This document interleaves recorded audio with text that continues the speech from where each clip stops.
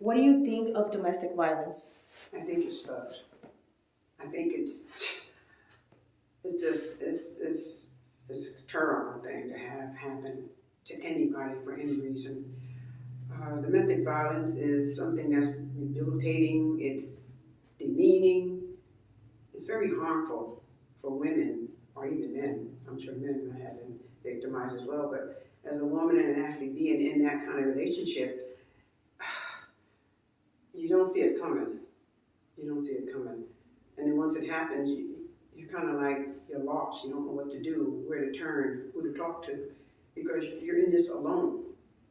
You can't reach out that easy. And if you do, you get hurt worse because you went out, you talk to other people. You can't do that. So it's scary.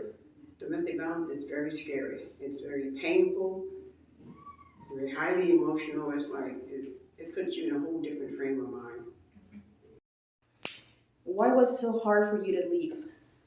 Because, for one, I had children, I wasn't working much, and I needed support.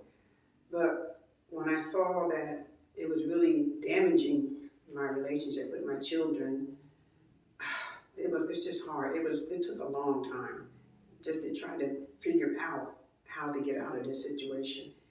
I talked to people about it, and they were helpful. But it's still not easy. They can help you, but they can't get you out of that house. Sure, you can talk to people, but you can't just go because they'll find you. And things get worse when they do that. Really worse. How long were you in a domestic violence situation?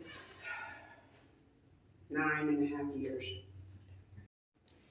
How do you break the cycle of abuse?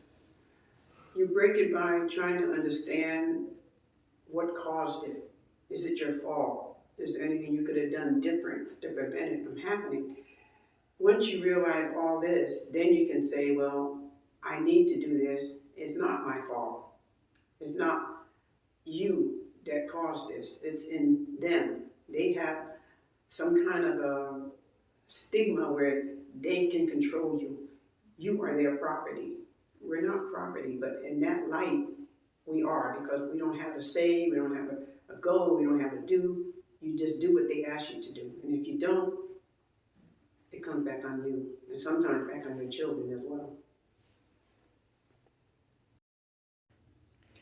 What made me leave was when my son was getting assaulted. It was too much. I mean, I was getting assaulted, yes, but then when my kids started getting affected by it for minor things, I had to step up. I had to do what was best for my kids. I took a risk. I contacted people. I made things start happening, trying to get away from this situation, and it was scary because some things happened and they came into the house. They had to do things, say things to him, and I was really petrified that what's going to happen next. But I stood strong. Things didn't get better, but as I got a lot better, I was able to get out and get, protected, by going to a shelter with my kids. And that was the first stop at getting out and getting away from it. But it's not over.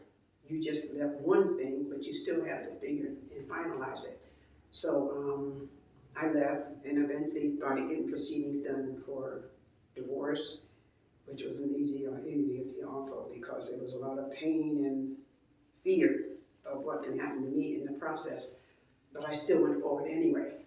And so when I did that, I got more confidence in myself, building up more self-esteem in myself, because at the time I was so scared of him. He scared me so immensely that I would sleep with my eyes open all the time, never knowing what's going to happen, what am I going to do, what are the kids going to do. But once I was able to get things working in that way, I started feeling a little bit more of myself. But I was still not complete. I was just feeling a little bit more. But as time went on, I did get the divorce, but it didn't end.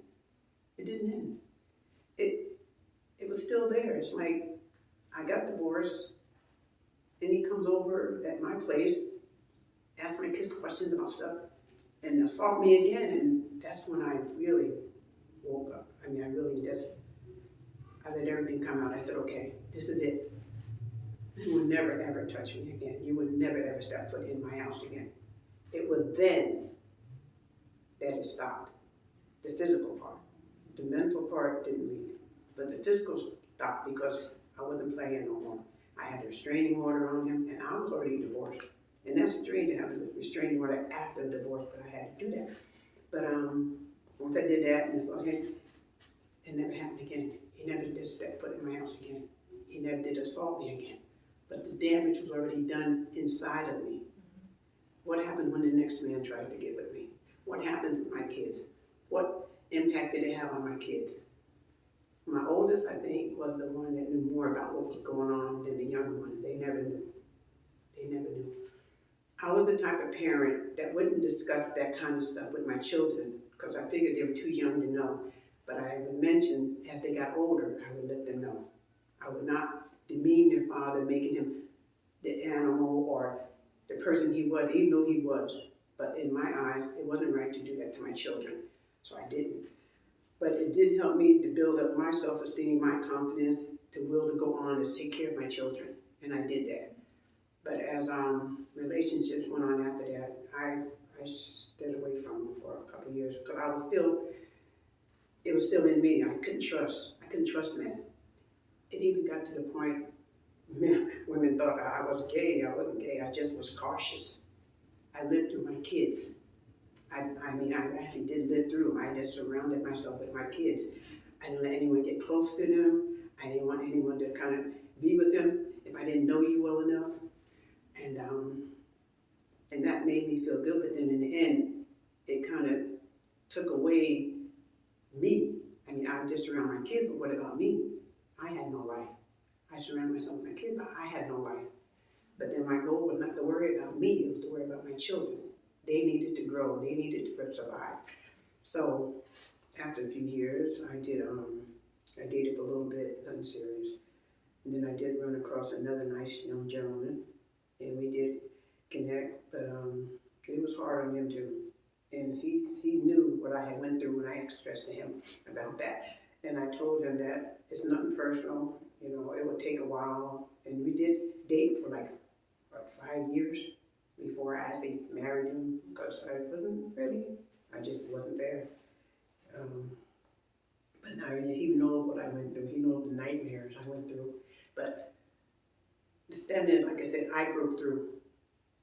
If you can get through and make it, that's the survival. But what if I didn't? What if I just stood back and said, I can't do nothing? That wasn't right because I had a family, I had children, I had to live for them, I had to survive for them. So it was them that got me where I got to be. It got me the strength to stand up to any man and to never let that happen to me again. What would you tell other women that are going through the same situation right now? Don't give up. Don't ever give up. Even when it's hard and it's scary, don't ever give up. Deep down, you do have a will, and it will come out. It will take a while. Depending on the circumstances, it takes a while. But you have to believe in yourself, to believe that it is possible. Sometimes it doesn't always work out the way you want it to. Sometimes it can go the opposite way. That could happen. It didn't happen for me, but it could have. But I'm saying, you can get out of it. You just need the support. You need the church, maybe, to stand with you, to help guide you, to help support you, to help build you. And you would do it. And if you stick by your belief that you can do it, you will. And if you have a family, make sure that's your focus. That's what helps you to get there. It's not just you, it's your family.